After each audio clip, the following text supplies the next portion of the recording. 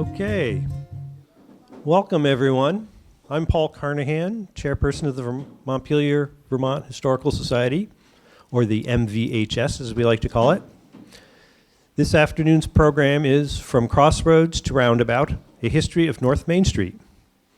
Three of us, George Edson, Jennifer Boyer, and I, have created a virtual walking tour of this short but fascinating section of Main Street, exploring the combination of commercial buildings, public buildings, churches, and residences that created one of the grand thoroughfares of Montpelier.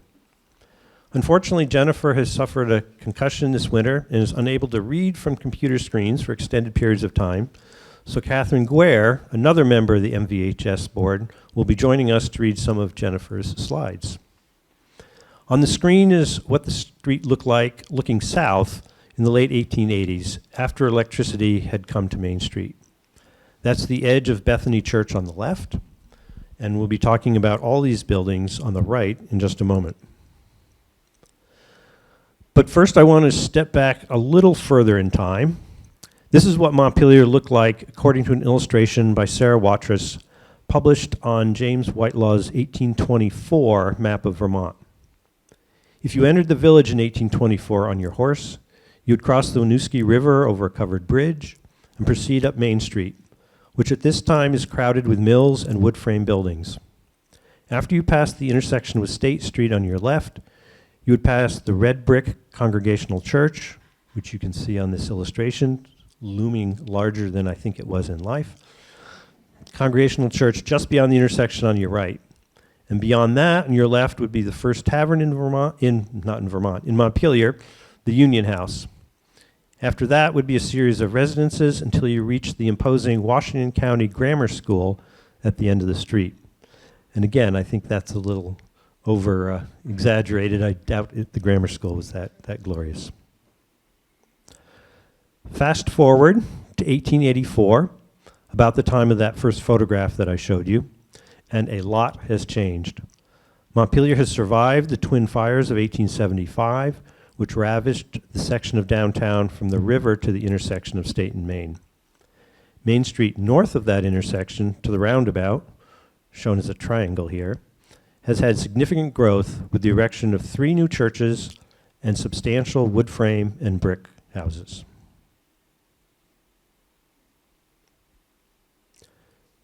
We have a lot of information to pass on to you today, so settle in for a bit and let us tell you a bit of what we've learned about this section of Montpelier. Because we have so much ground to cover, I'm going to ask that you hold your comments and questions until the end of the presentation. We're going to start our tour here with the first block of Main Street from State to School Street. George Edson will start us off at the corner of Main and East State Street. So you know the arrows.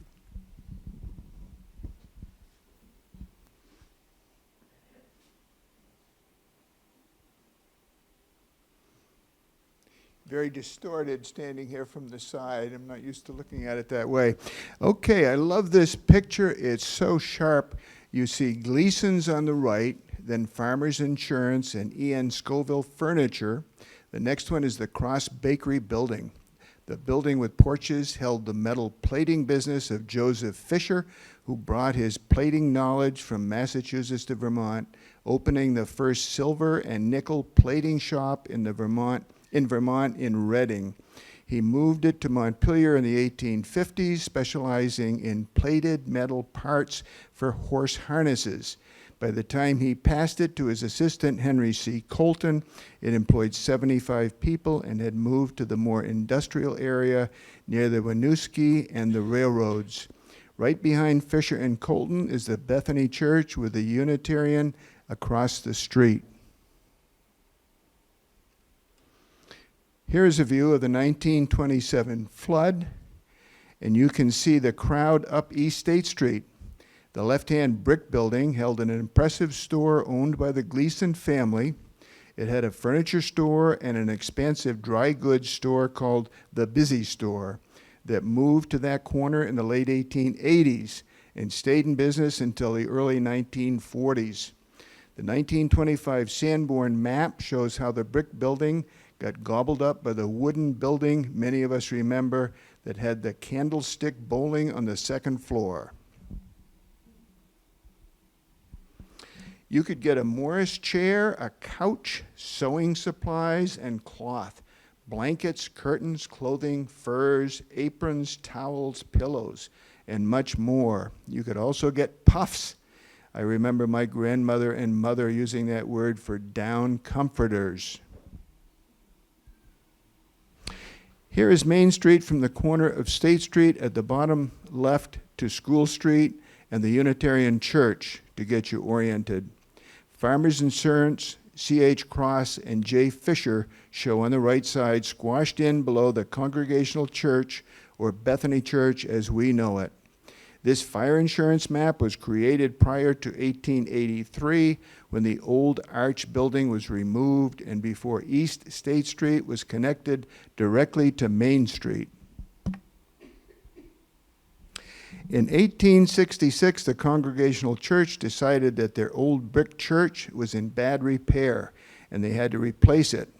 They took over the former Mason's Hall, now Cross Building, and built a new church on the corner lot, our current Bethany Church location. C.H. Cross and his son L. Bart, just back from the Civil War, bought the building above and made it into a bakery. The building was no doubt originally a single-family home at 101 Main Street. See the configuration of the building, the bay windows, the front doorway in the middle, the storefront and the additions down the alley. Cross was known to buy old barns and make his buildings larger by attaching them to the existing building. He also acquired some of the old Sloan Hospital buildings to add to his. Charles is seen with the white beard standing behind the behind of the horse. This is a close-up of the bakery and is very sharp, probably the product of a glass negative. See the beautiful main entry door on the left. This picture is on a pressed tin ashtray. I'm going to go back just 1 second. Whoops, the back doesn't seem to work as well, Paul. Left. Yeah, I'm doing a left anyway. Oh, I think it takes a minute. Okay. The interesting thing here is that this started as a very conventionally produced house. You see gable ends, you see a sloped roof, the bay windows, and the big doorway that we mentioned. And just think about that as you can picture. My arrows are not working promptly. There. Oh, gosh. Okay. There you go. There, the ashtray again, and they had added a third story, taken away the gable roof on the front. And this was the shape that the building was in when it was torn down to make way for City Center. So a number of you would remember this back in our time. And a newer version, the building was painted cream colored with the trim and the name of the cross crackers spread across the top.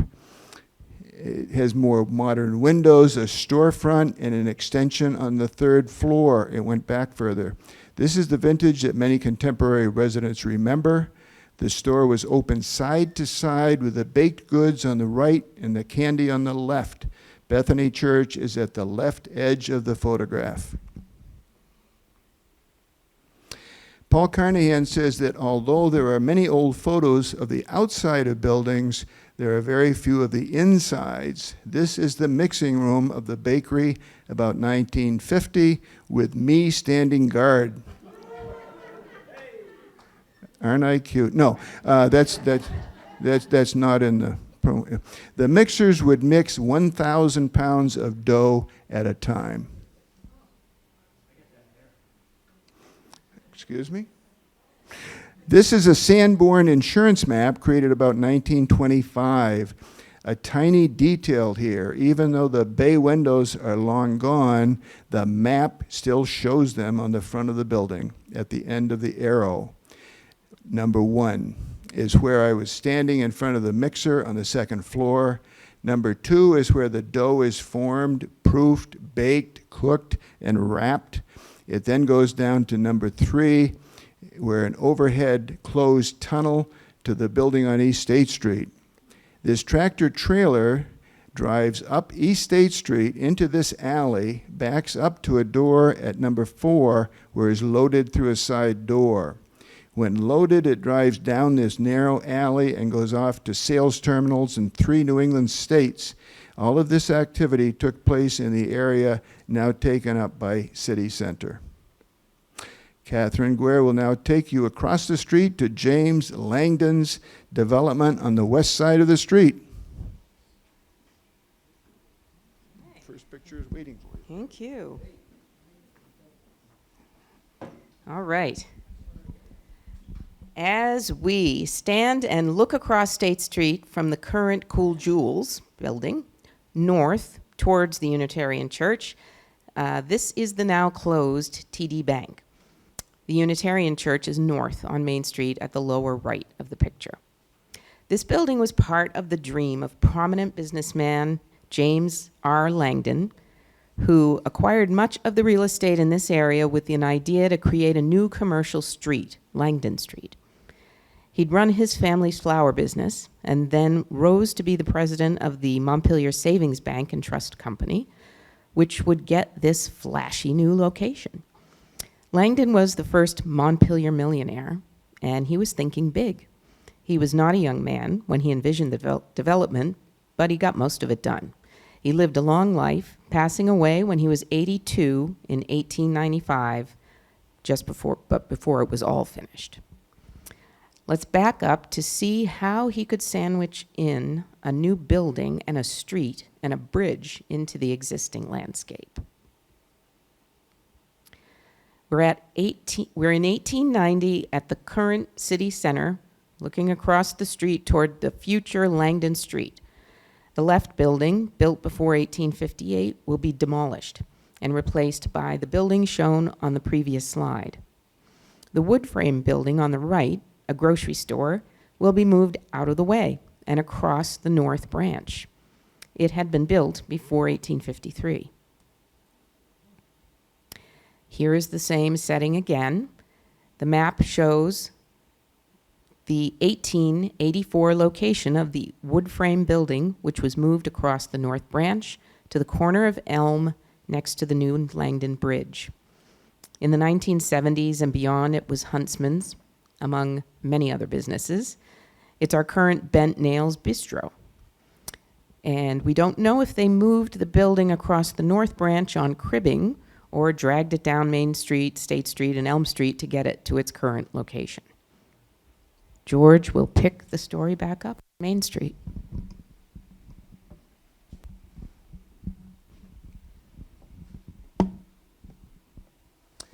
Back on Main Street, the Hazen block remained next to the new Langdon Street, shown here in the upper right-hand corner of the slide. This image is from the 1899 fire insurance Sanborn map from the Library of Congress. The maps came out every 5 years, so edits like the crossing out of the building blocking part of Langdon Street must have been done by hand while they waited for the 1905 map. This is a clearer view of Langdon Street and the Hazen block since 1905. The Hazen block now has 4 storefronts, not 5, with the store closest to Langdon Street possibly picking up a little square footage after the removal of the Bent Nails building. The Hazen block was owned by the Hazen family from Hartford, Vermont in the late 1800s. They sold it to the executors of the James Langdon estate in 1897, 2 years after James' death, since the family was still trying to finish James' vision. The newspaper even mentioned a rumor that the Hazen block was scheduled to be moved to the edge of the North Branch in order to continue with the building of more brick buildings in its place, but that speculation was probably tongue-in-cheek. Here's the 1950s Hazen block on Main Street, and we are looking at the intersection of Langdon with an IGA store where the Indian Nepali kitchen is now. See those second and third floor windows. Years ago, I noticed the two elevations of windows on the building on the left, and now I can't go by that building without looking up. And everybody see what I mean about that. I'm curious how many of you have ever noticed that. There's more trees in the way now. It's a little harder to see. Even though the top cornice looks like it is all one building, as it is now, it was originally two buildings. The top floors have uneven windows to show the merging of the two. And inside the building, the upper floor still has a step down to get to the left corner offices from the stairs. This is the same photo as on the previous slide without cropping. This is quite a mid-50s street scene. See the children's shop and the First National and the Cross Bakery on the right. The left picture was the first gas pump on Main Street, according to Bill Seguin. The Seguin family was active in providing gasoline to the area, opening this pump as well as a fuel depot along the railroad line on River Street that could store 120,000 gallons of fuel. The pump was in front of Seguin's News, date not unknown. Not known. Then the Abears owned it, followed by the Bernardinis and Donnellys. In 1955, the Hazen block contained Sanguinetti's IGA, Barquin's Sundial Shoe Store, Bernardini's News Depot, and Dr. Whiting's office. Beyond it, you can see the Argus office and Capital Market, where we will go next with Catherine as our guide.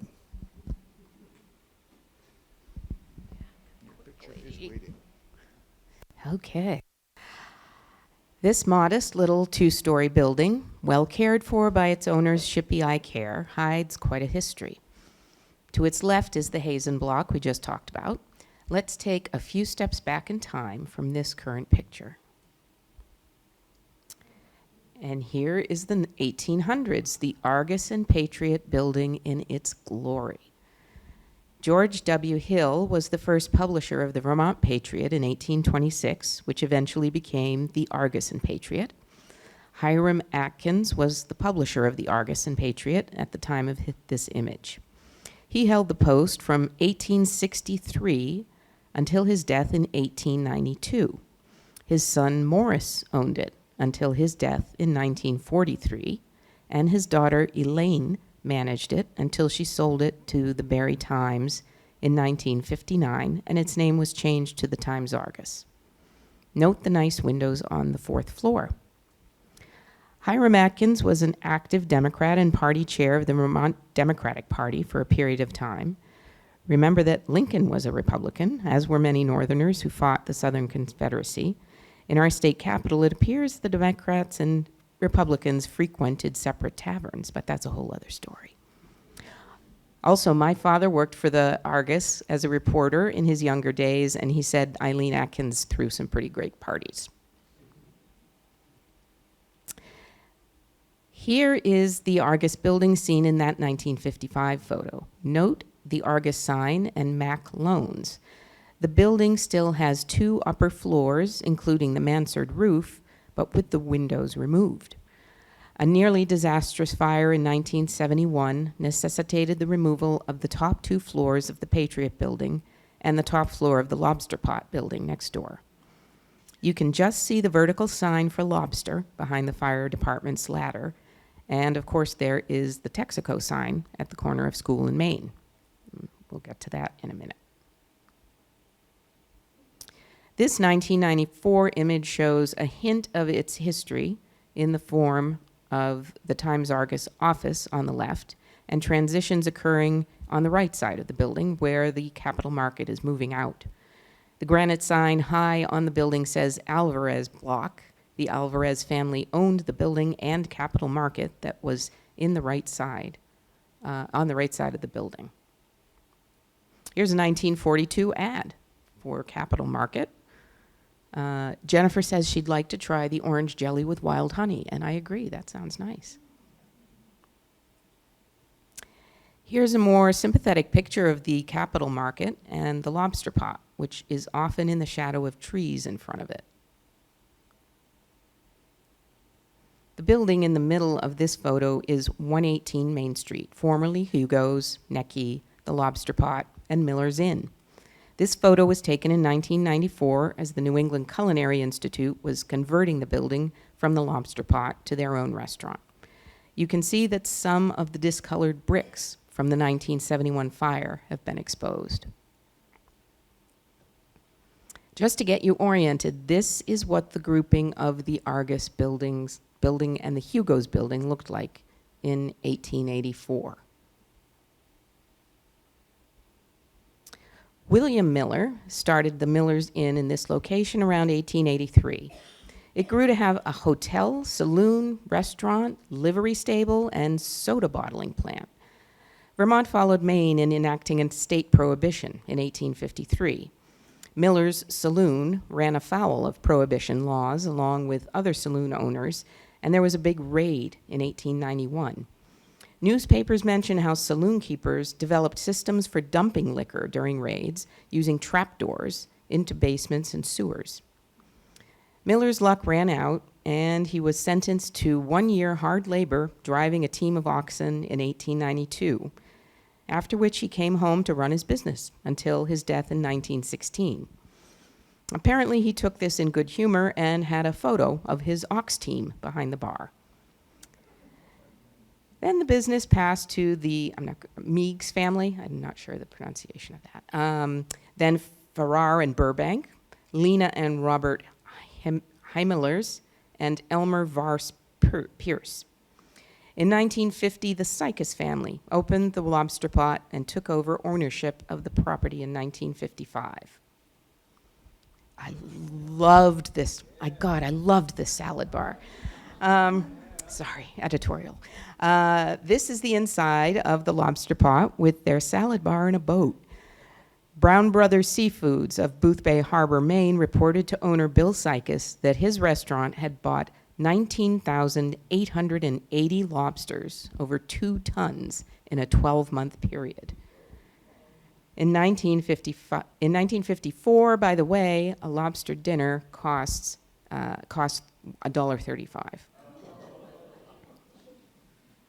And they always used to have the bread ready to go on the bottom there, so you could just get the, I loved it. Anyway, moving next door to 124, 128 Main Street, we have the Seguin Building, which is the current site of Yankee Wine and Spirits, the state liquor store. Many stores came and went in Montpelier, and several cycled through this space. This photo was taken when it was Frank M. Corey's market in the same location in the 1890s. Note the cornucopia of fruit and the sign for oysters, which were very popular in Vermont in the late 19th century. Corey had several businesses in the city and held various offices, including mayor.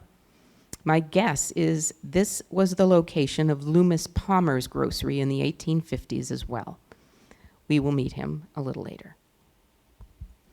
Frank Corey died in 1941, and the building was sold to E.T. Seguin, who renovated it and opened a Firestone store.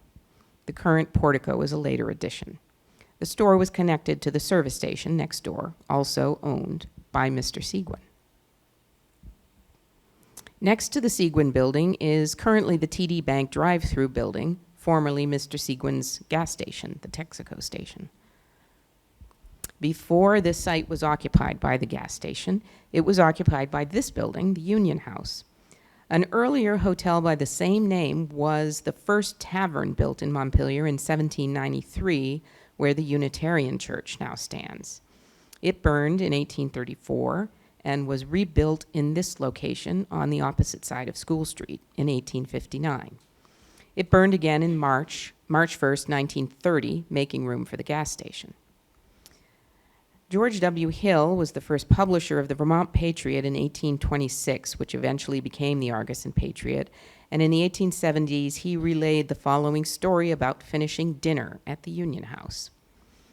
Main Street at that time was hardly passable for teams in the spring of the year on account of clay pits and mud. One day, when coming out of Cottrell's Union House from dinner, I observed a crowd of people on the street. Going down a few rods below the corner, I found them trying to extricate a horse that was mired almost to its back in a clay pit. The animal was finally lifted out, nearly exhausted, by main force with the aid of rails, ropes, and straps. Since then, the streets have been raised from 2 to 6 feet with stone and gravel taken from Keith's Hill, the ledge, and the streams. Such are my recollections of Montpelier half a century ago. This is what this section of the street looked like in 1894. You can see the Union House at the top of the slide.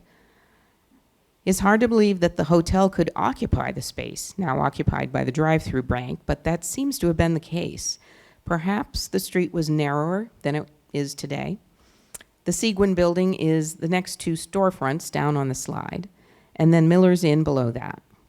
Note the billiards and bowling building and livery stable behind Miller's Inn, but serving the Union House.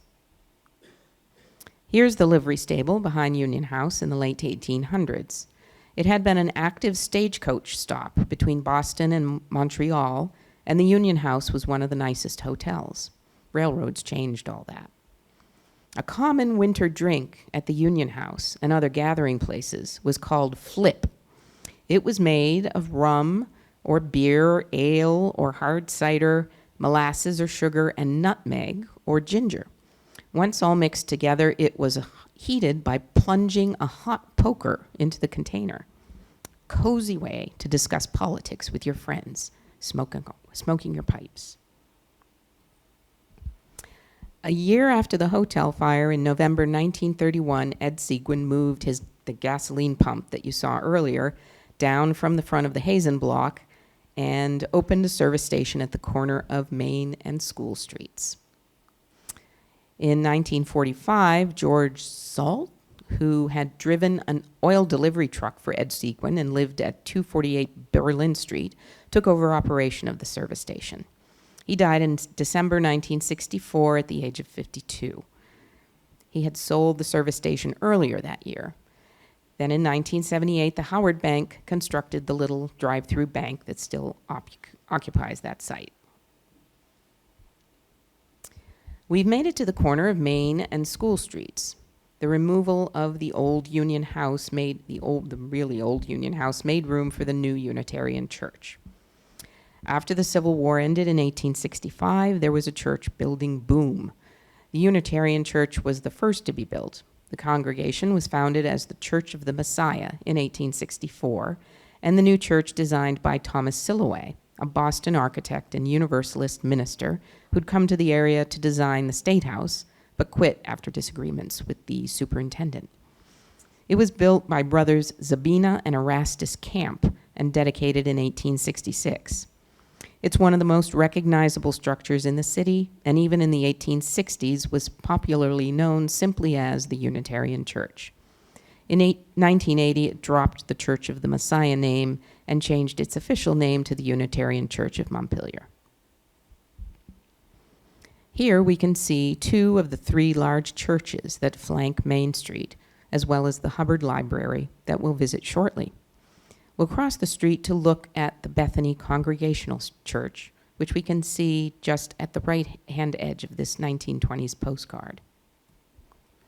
The Bethany Congregational Church has gone through quite a number of changes over the centuries. This view shows it now with its new 1959 sanctuary on the north side and the steeples from the 1868 church. But let's look back in time to that spot at the corner of Main and School. In the 1800s, Montpelier had a bad reputation for intemperate living, and drinking and brawling were common. Citizens looked to religion to improve the climate, and the numerous houses of worship were built. After that, the streets no longer echoed with ribaldry and profaneness, according to one source. The first Congregational Society of Montpelier started in 1808 with no building of its own, so congregants met in existing buildings. The first Congregational Meeting House was built in town in 1820, where the chapel of the current Bethany Church sits.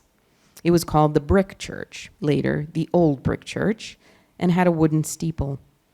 The bell was cast by the Revere Brass and Copper Company under the direction of Paul Revere's grandson. Notice the building to its left with the letters ER, period. That is the original early 1800s location of cross baking, and there is the big sign ending in ER, period. The building was first built as the Masonic Hall about 1822 and sat on the corner of Main and School Streets. When the Masons fell on hard times, it was bought by Timothy and Charles Cross about 1828 to bake their popular cross crackers. The original Congregational Church, or Old Brick Church, was next to the bakery. In 1868, Reverend W.H. Lord had a new church built to replace the old brick church. It also replaced the original cross baking building next door, as George mentioned. It was an impressive, ornate, Gothic-style building that was a stark contrast to the brick church and most Congregational churches, which were quite simple. A large rose window stood above the three arched entrances that faced School Street. There were several other stained glass windows as well, one designed by the Louis Comfort Tiffany workshop. Some of the stone used was quarried in Isle La Motte. But the 1927 flood damaged the building, and in 1957, when chunks of stone started falling from the roof, it was abandoned for safety reasons. The sanctuary was demolished and rebuilt, and much of the stone and stained glass was reused. Here's another view of the School Street side of the church with its three entrances and rose window. We're looking south.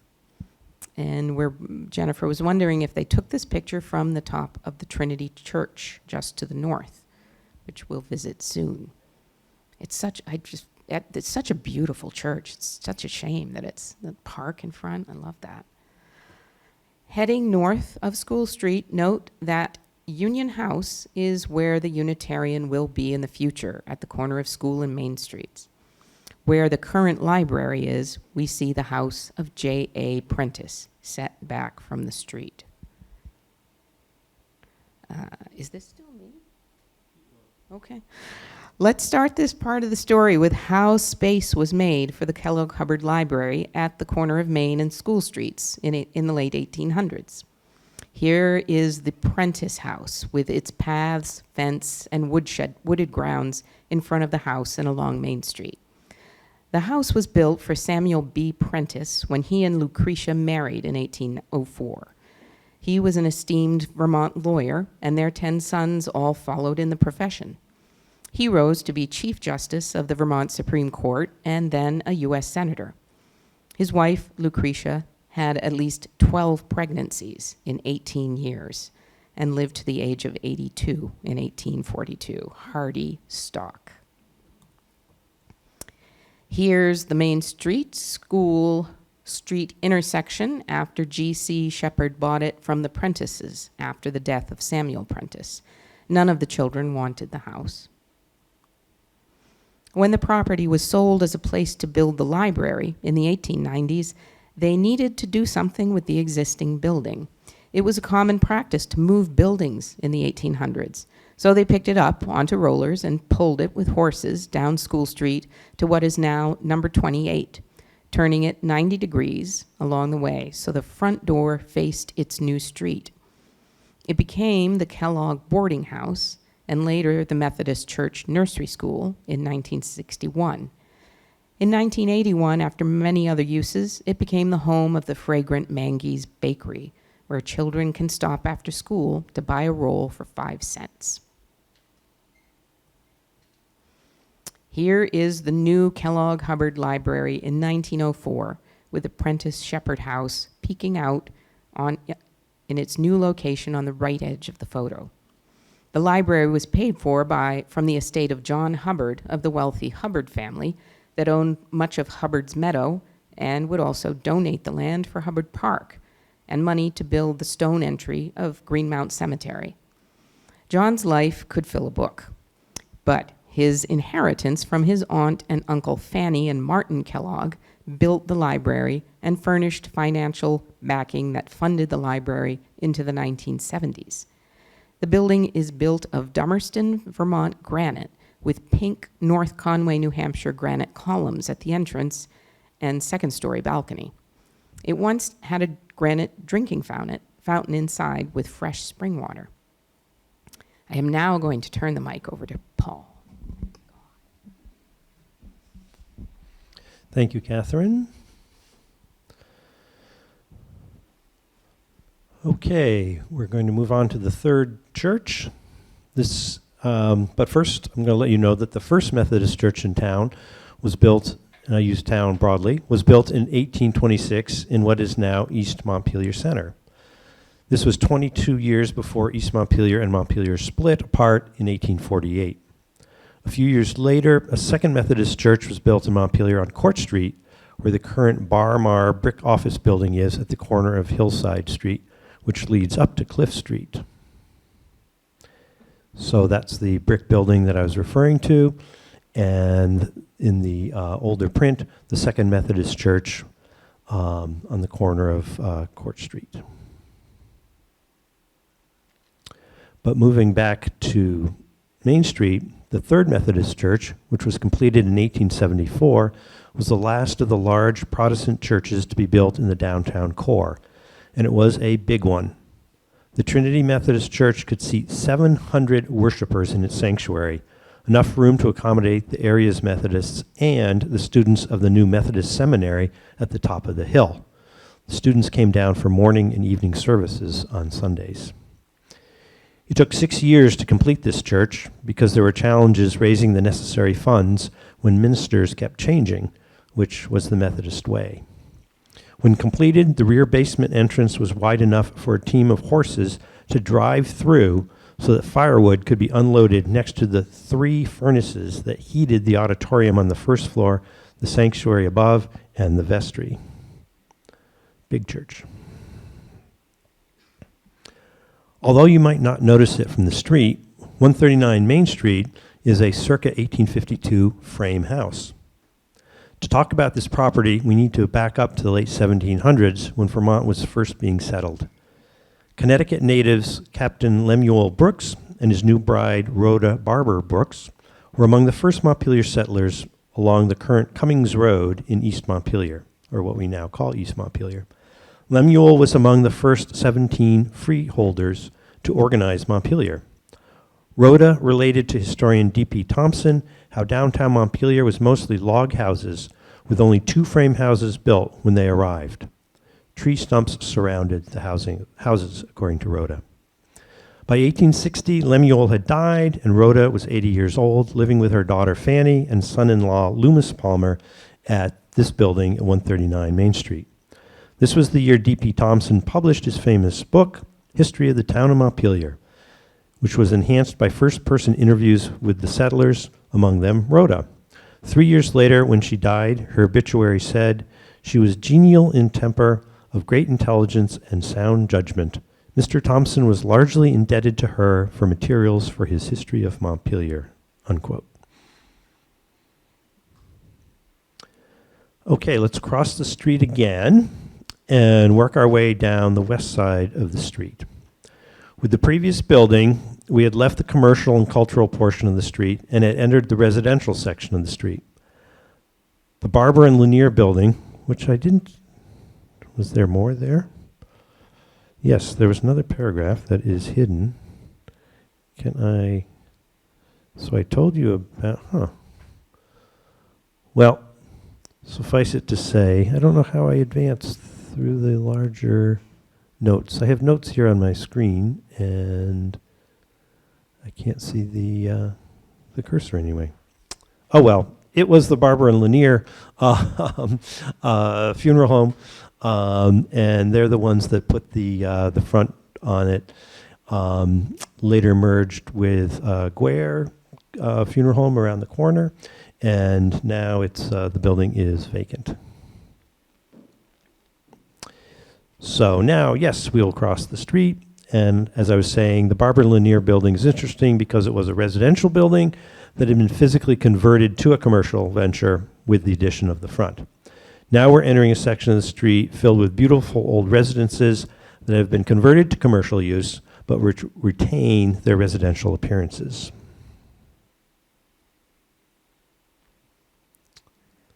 Just to refresh your memory, this is what the second block of this section of North Main Street looks like as it changes from cultural and religious buildings, i.e. the library and 3 churches, to residential properties. The first of these residential buildings is the James French House, built in the late 1860s.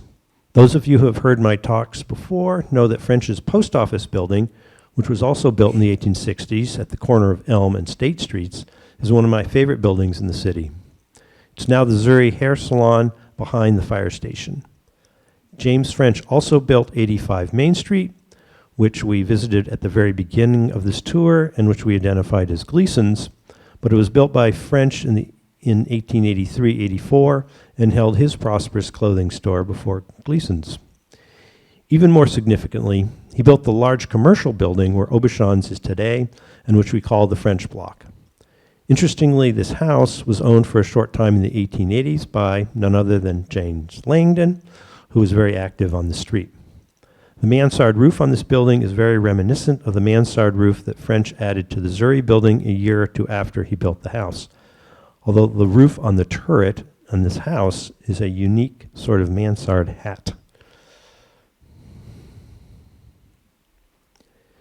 Next door to the French house is the Brock House, built a decade later than the previous house by manufacturer, banker, and insurance company executive James Brock. It had a bayed office overlooking Main Street and a top-floor ballroom, all designed by A.B. Fisher of Barry. Perhaps responding to the downtown fire of 1875 that destroyed at least one of his neighbor's downtown properties, Brock built his house of brick. Architectural historians note that this house is taller and more assertive than its neighbor, quote, exuding a robust self-assurance that leaves its earlier neighbor looking somewhat quaint, unquote. In 1903, Brock was the 5th largest taxpayer in Montpelier. When Brock died in 1918, Governor Percival Clement rented this house for the governor's residence while he was in Montpelier serving his 2-year term. The Caledonian, the newspaper, the Caledonian, noted, quote, the house is one of the best in the city. And I just wanted to point out that this building has a wonderful carriage house with a tall cupola behind it.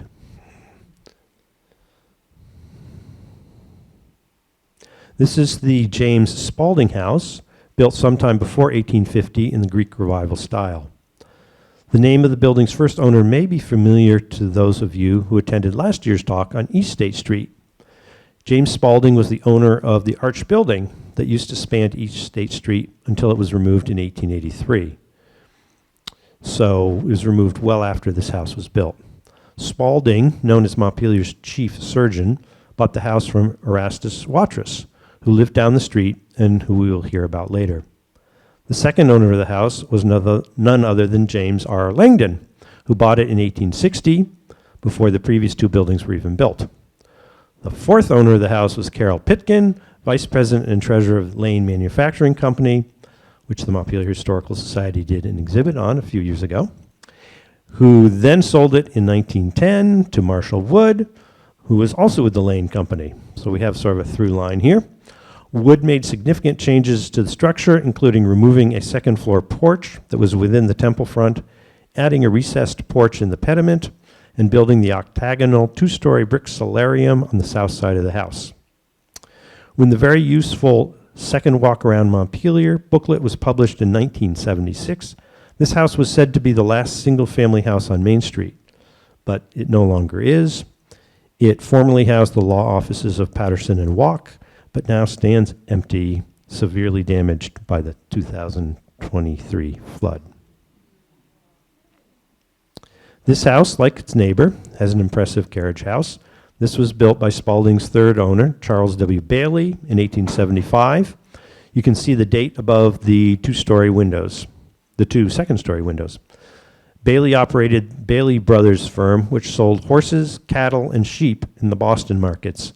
He died in 1876, just 1 year after this carriage house was built, unfortunately at age 45.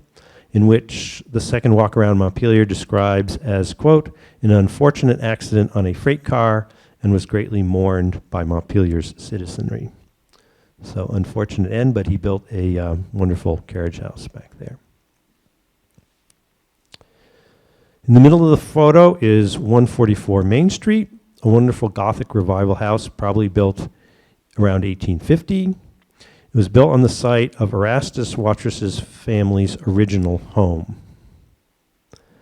The Watrous family's first house is long gone. It was where that house was, but the area of 144 and 146 was theirs in the early 1800s. Erastus Watrous came to Montpelier in 1799, so very early, to pursue his hattercraft.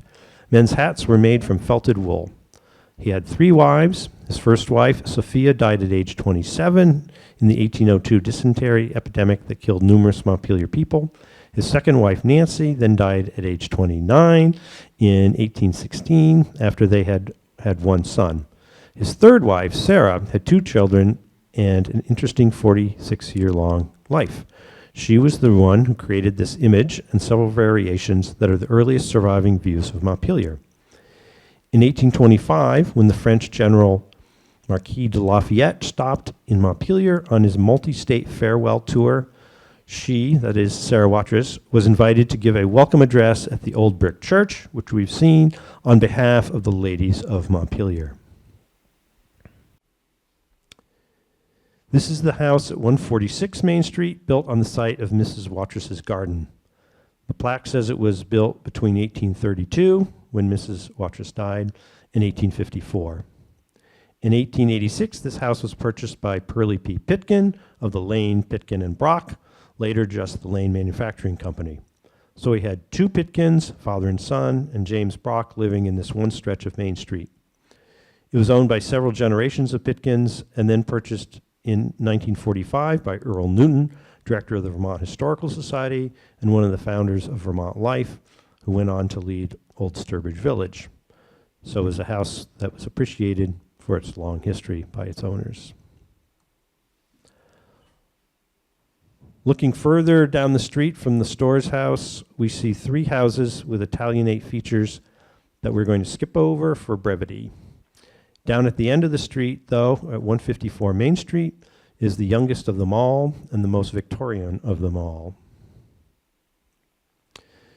This is it. This is 154 Main Street, which the National Historic District nominating papers describes as, quote, an exuberant Queen Anne-style house with a variety of wall surfaces, bay windows, gabled wall dormers, a multi-level porch with complicated turnings, elaborate gable screens, and different window types, which makes the house an outstanding example of its style.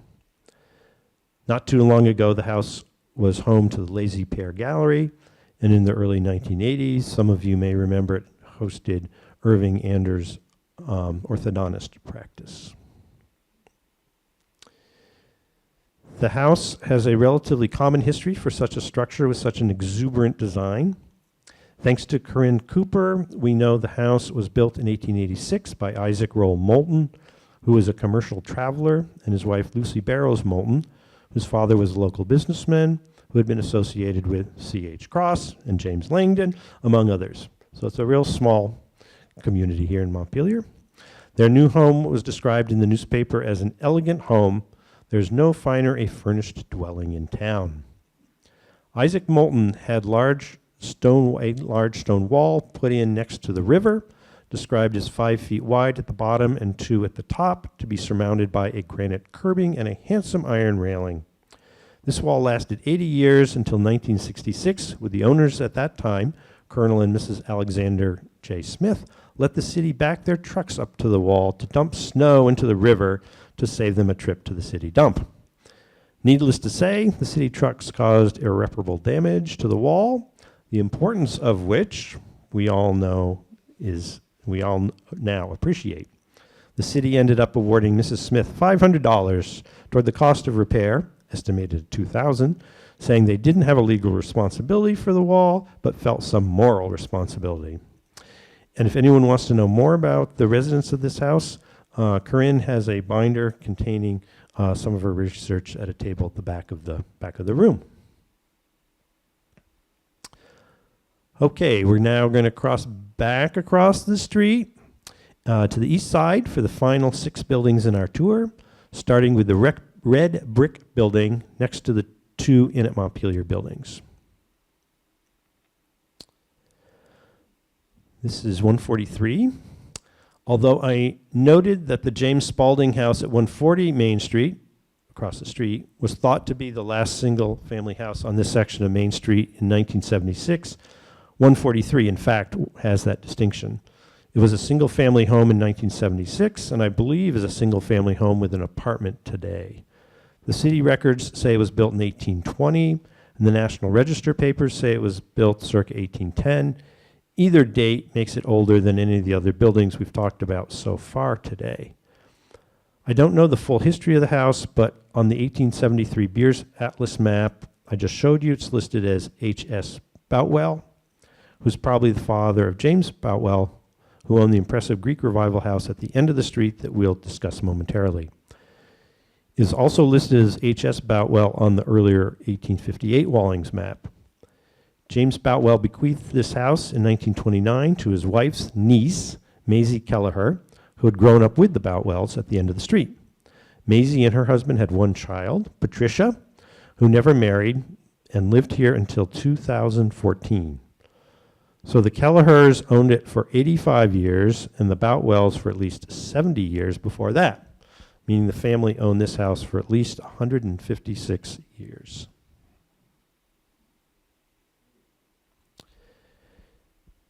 Chester W. Houghton built the white Federal-style house located at 140 Main Street, probably around 1807, 1808, 20 years after Montpelier's first settlers had arrived. So this is one of the earliest homes built after Montpelier became the state capital in 1805 and grew rapidly as a commercial and banking center. Houghton owned a distillery and advertised his need for large quantities of potatoes in the newspapers. He became a proprietor of the popular Union House Tavern, which we have visited. Later, William Upham owned the house for many decades with his wife Sarah and 4 children. Upham served as law clerk in the office of the prominent lawyer Samuel Prentice, who we've also met, before having his own successful law practice and political career. He served in the Vermont House and then went to Washington, D.C. to serve in the U.S. Senate for 12 years. He was an abolitionist and voted against the Fugitive Slave Act, among other actions. Upham died of smallpox in Washington, D.C. in 1853 before his Senate term was finished. The house eventually passed to the estate of James R. Langdon, who owned the neighboring house, the Inn, at 147 Main Street. This house has many fine details, such as the decorated frieze below the cornice and the lovely Doric portico. When William Upham and his family moved into their house on Main Street, the lot next door was empty. 6 years later, however, in 1828, Dr. Edward Lamb bought the property and built the brick house that is the central building of the Inn at Montpelier and Penzo's Pizza. Built in the Federal style, Lamb's house also has some distinctive Greek Revival elements. For nearly a century, from 1846 until 1924, the brick house on Main Street remained in the Langdon family. It was expanded, and there was a large barn behind. In the 1900s, after he bought the Langdon house, Alton G. Baird developed some of the first apartment houses in the city, in the barn behind the Langdon house and in the brick Baird apartments in 1930. And I've also recently learned that Alton Baird was also responsible for constructing the model of the State House that was used for the opening of the Lake Champlain Bridge and is now on display up at Morse Farm. Okay, 149 Main Street. We know this building as the Gary Residence, or before that as the Gary Home, named for Dr. Clara Emmeret Gary, whose bequest helped establish the current vision of the elderly housing facility. Gary and her younger brother Frank grew up on a farm off of what was known as the Worcester Road, now Route 12 in Montpelier. The two siblings had aspirations of greater things than farm life and moved to Boston in their 20s, where Clara became a doctor, graduating from Boston University in 1885, and her brother became a lawyer. Clara Gary is thought to be the first, quote, daughter of Vermont to enter the medical profession, unquote, as her 1927 honorary degree citation from UVM stated, even though she did not practice medicine in Vermont. Both siblings developed successful careers in Boston, but did not forget their hometown. Frank Gary, through his widow, endowed the Gary Library at Vermont College, and Clara left approximately $140,000 to the O.M. Fisher Home, Inc., to endow the Gary Home for the Aged. The early history of the Gary Home actually predates Clara Gary. This is the Montpelier Home for the Aged, which was on the same site. The whole concept of a home for aged women was built on the impressive savings of a seamstress and domestic servant for the Sabin family named Mary Ann Gamble. The Home for the Aged was organized in 1915, but the organization didn't actually have a building until Mr. and Mrs. Lucius Taft donated this building, his father's house, at 149 Main Street, to the organization. They made the donation in 1925. The creation of another organization, known as the O.M. Fisher Home, Inc., allowed the building to open as the Montpelier Home for the Aged in 1926, with Mary Ann Gamble as its first resident. So the names of this place get a little complicated. When I first saw a picture of the Montpelier Home for the Aged on the left and compared it to the Gary Home built in 1941 on the right, I thought the latter must be an expansion of the former. Two buildings on this site were very similar. The newer home is one bay wider, but the similarities are striking in the arrangement of the windows, central front entrance, number of floors, and the cornice line all seem all preserved. But in fact, they are different buildings. A newspaper at the time reported, quote, the location for the home was made available by the trustees of the Montpelier Home for the Aged and Mrs. L.D. Taft, who consented to the raising of the former building and the allowing of certain rights to land at the rear of the building, unquote. The cornerstone for the new building was laid on July 7th, 1940, and the formal opening was January 15th, 1941, which means that they built this very large building in just 6 months, which I think is particularly remarkable. The neighboring property is the Pioneer Apartments, a HUD-financed elderly housing project built in 1972. It was named the Pioneer Apartments because it was the first public housing project in the city. In other words, a pioneer in the challenge to provide affordable housing in the capital city.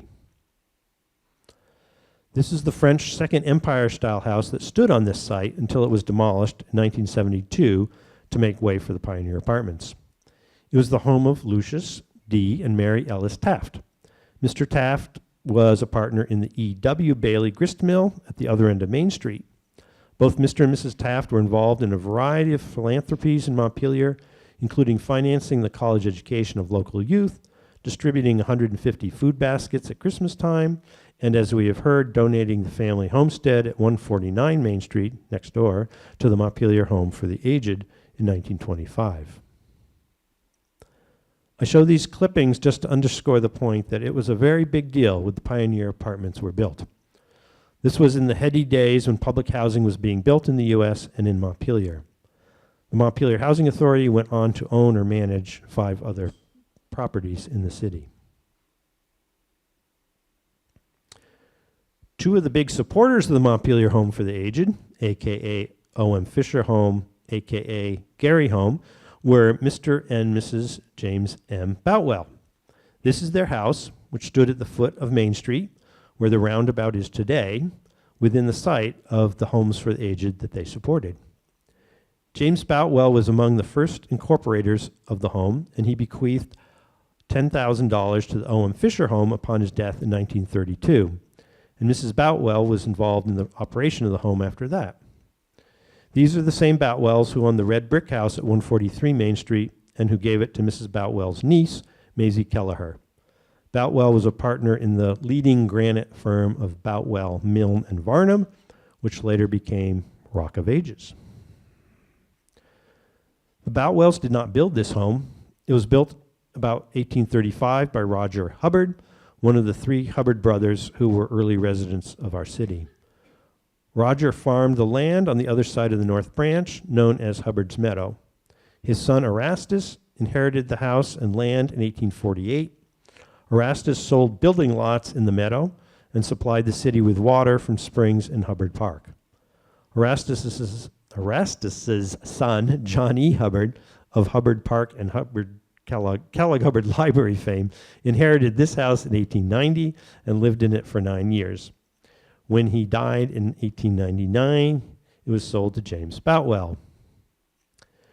When James Boutwell's wife, Jenny, died in 1941, Maisie Kelleher and her husband, Francis, had to figure out what to do with this big house. They tried to interest the state in buying it for a governor's mansion, but that didn't go anywhere. After tough negotiations, they eventually sold it to the Aurora Lodge number 22 Free and Accepted Masons, an organization that James Boutwell had already provided for in his will. In 1950, the lodge decided they wanted a modern building, so they paid Bernard Neal to move the building. He purchased some land on nearby Franklin Street and set about moving it. The house was constructed of boards 7 inches wide and 1 inch thick, stacked on top of each other. So it was a very heavy building indeed. So it wasn't a frame building, it was boards stacked up. It took a month to move the house, just a very short distance. This is the house where it is now at 14 Franklin Street. For many years, the house was lived in by Bernard Neal's son, Louis, and his wife, Maudine, who wrote a book on the KKK in Vermont called Fiery Crosses in the Green Mountains. And this is a scan of a postcard of the Masonic Hall, created soon after it was built, and while there were still elm trees in the front yard. You can see the Masonic square and compass symbol in flowers and the traffic triangle that predated the current roundabout, which, if you're interested, was built in 1995 as the first roundabout built on a state highway in the country, and which is officially called Keck Circle. Jumping back in time, here we are, standing at the Boutwell house, looking back down the street which we just traveled up. The traffic triangle's in the foreground, planted in roses, and 154 Main Street is at the right. This photo captures the tree-lined grandeur of the residential end of the street before the traveler or pedestrian reaches the hustle and bustle of the Crossroads at State and Main. That's our tour of Main Street from Crossroads to the Roundabout. Thank you very much for joining us.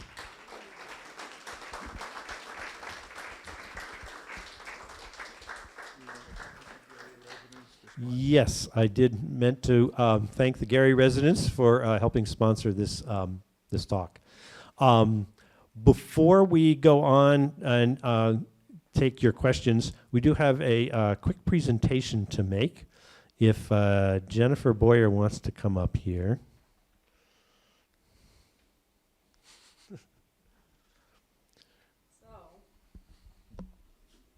Oh, I'm not doing a speech. You have to do it. So we've got we've got a small gift for George, who is responsible for sort of bringing the Montpelier Historical Society back to life after many years of lack of operation. George is stepping aside as the chair of the group this year, but he's been chair for how long? 3 years, 4 years, and is largely responsible for us being together today to be able to learn more about Vermont history, Montpelier history. Thank you, George. So we have a gift for George, so he remembers where he's from, even when he's protecting his head. And a card. A refrigerator magnet too. Let me just recognize 3 other people. Beverly Pembroke Hill and Catherine Guare and Mike Doyle.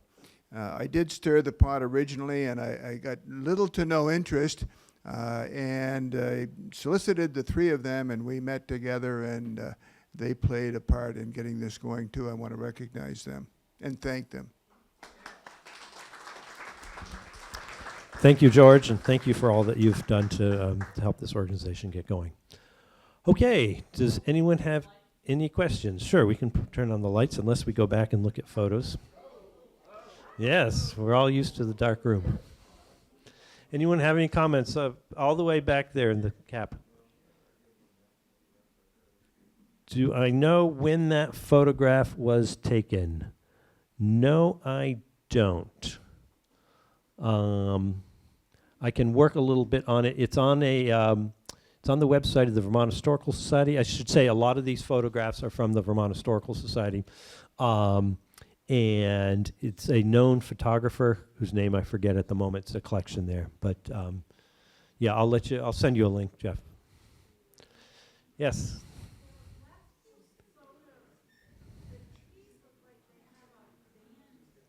Right.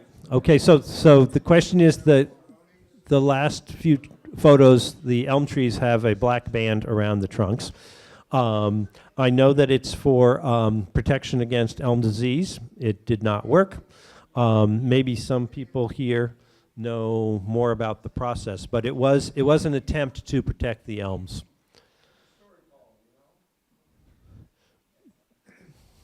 Paul, Kate, do you know what the story was?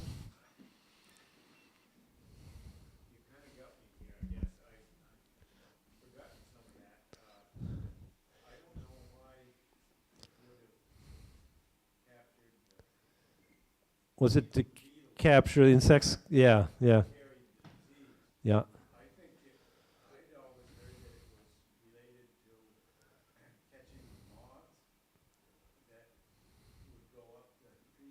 Okay.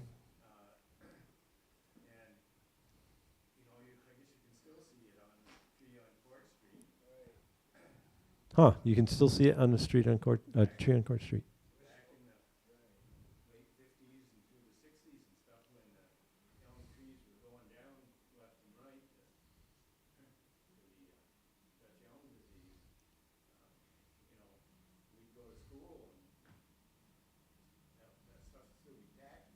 Oh, yeah?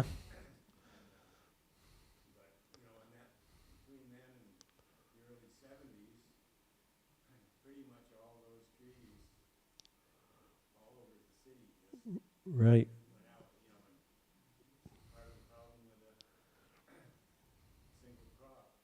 Right.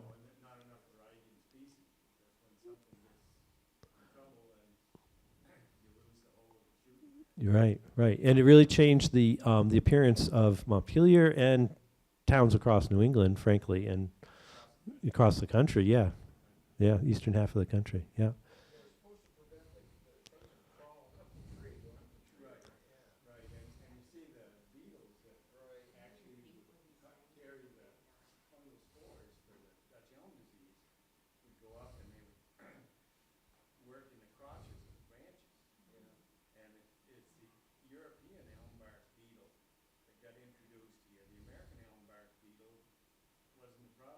Huh. Interesting.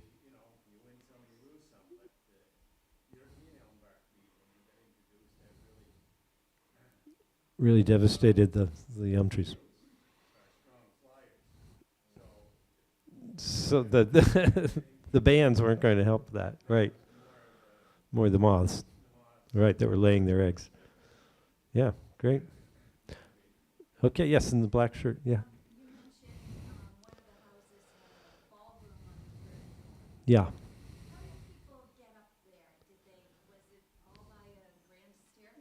I suspect so. No, I think it was a staircase of some sort. Yep. Didn't have ADA rules, of course. But you know, there are ballrooms on upper floors of other buildings, such as the Kent Tavern in Calais and places like that. I don't think I've been inside that building, so I don't know what the staircase looks like. But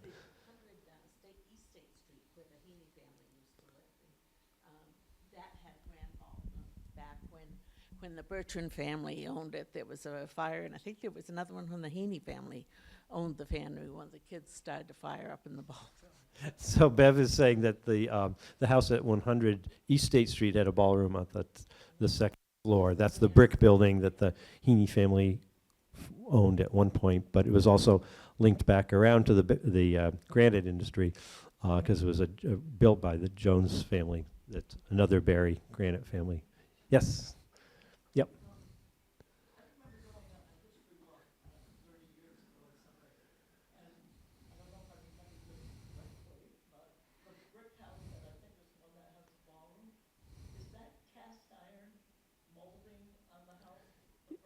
It might be, yeah. I think you're right about that.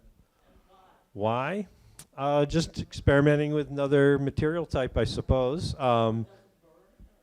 Right, it wouldn't burn, but it's also possible to mass produce it. So it might ultimately be quicker to create that sort of repeated pattern rather than having craftsmen do it. So part of industrialization, perhaps. Yeah. Yes, Celine? Yes. Yep. Yeah. Orca is recording the presentation, and it'll be available. Thanks to Orca for doing that. Danny? Blanchard Block. Yeah. Well, that was an actual full-blown auditorium. Yeah. It was an opera house, similar to there's an opera house in Barrie, as you well know. So right. Yeah. Getting up to it was a problem too. Yes. And so there were that staircase is still extant, and one can see the wide stairs. That's why there's such wide stairs in that building. But there were opera houses around Vermont. That's a whole another topic for another presentation.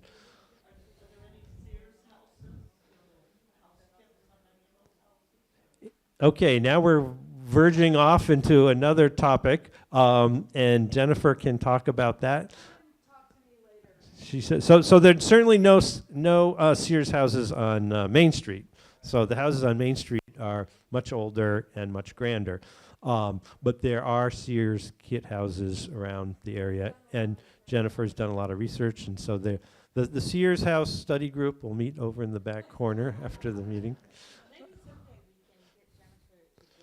Maybe we've got a...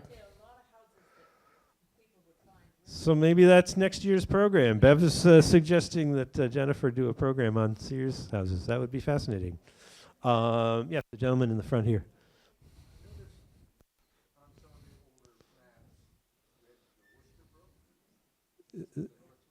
Is that what it was labeled? Boy, I don't know. Sometimes I still hear it called the Worcester Branch. Yeah, but you saw it as the Worcester Brook. Yep, different. Yes. I grew up in the meadow. I never heard the term North Branch. When I was growing up, it was the Worcester Branch. Worcester Branch. Okay. Yep. So he says he grew up in the meadow. Never heard it called the North Branch.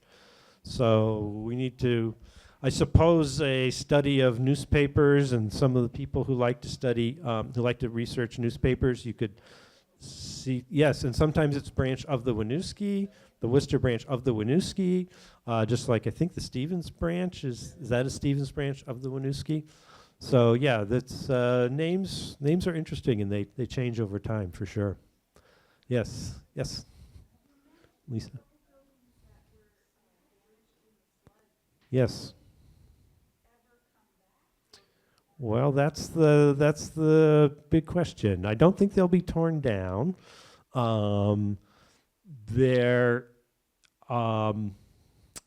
Yeah, I mean, we're still trying to recover from the 2023 flood. I'd heard that there were some plans for the. I was specifically talking about the law firm, Walk in Patterson. There we go. The Walk in Patterson building, and has it been sold, Bev? It was sold to an investor who I think was interested in doing some sort of hotel in it, sort of a high-end boutique hotel. But I don't know that anything more has been. I don't know if he's proceeding with that or not. But yeah, Corinne?